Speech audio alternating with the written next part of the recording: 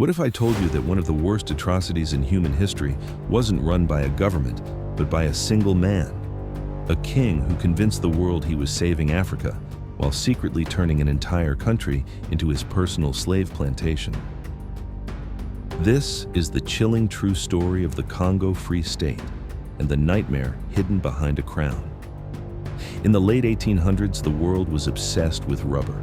Bicycles were booming, automobiles were emerging, factories demanded belts, seals, and tires. Rubber became as valuable as gold, and deep inside the vast rainforests of Central Africa, the Congo Basin held enormous wild rubber vines. But the land didn't belong to a corporation. It belonged to one man, King Leopold II of Belgium. In 1885, through clever diplomacy and deception, Leopold convinced European powers that he would rule the Congo not as a colony, but as a humanitarian mission. He promised to bring Christianity, trade, and civilization. What he built instead was one of the most brutal exploitation systems the world had ever seen. Leopold didn't govern the Congo like a king. He ran it like a business. Villages were given impossible rubber quotas. Every man was forced into the jungle to harvest rubber vines for hours, sometimes days. If a village failed to meet its quota, punishment came swiftly. Leopold's private army, known as the Force Publique, enforced the system with guns and terror. Villages were burned, men were executed, women and children were taken hostage until the rubber was delivered. But the cruelty didn't stop there. To prove they hadn't wasted bullets, soldiers were ordered to bring back proof of every kill. The proof was a severed hand. Hands became a currency of terror. Entire communities lived under constant fear that a missed quota could cost them their lives or their limbs. For years, the outside world believed Leopold's story. But cracks in the illusion began to appear. Missionaries working in the Congo started documenting the horrors. One photograph shocked the world: a father staring at the tiny severed hand and foot of his young daughter. The images were taken by a missionary named Alice Seeley Harris, and they were impossible to ignore. Around the same time, a shipping clerk in Liverpool noticed something strange. His name was Edward D. Morel.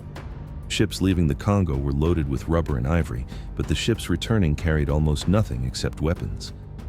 Morel realized something chilling. This wasn't trade. It was looting. He began exposing the truth in newspapers and public speeches. Soon, he joined forces with Roger Casement, a British diplomat who traveled to the Congo and investigated the claims. What he found confirmed the worst fears: villages destroyed, hostages taken, and millions forced into brutal labor. Casement's report in 1904 detonated like a political bomb across Europe. Suddenly, the world could no longer pretend not to see. Public outrage grew. Protests erupted. Newspapers exposed the atrocities. Leopold fought back with propaganda and expensive public relations campaigns, but the evidence kept growing: photographs, testimonies, and trade records. The truth had escaped. Finally, in 1908, international pressure forced Belgium to take control of the Congo from its own king. Leopold's private empire was over, but the damage was already done.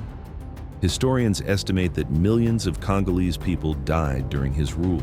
Entire societies were shattered, families destroyed, and communities scarred for generations. Today, the story of the Congo Free State stands as a haunting reminder. Sometimes the darkest crimes in history are not hidden in secret. Sometimes they happen in plain sight, protected by power, profit, and silence.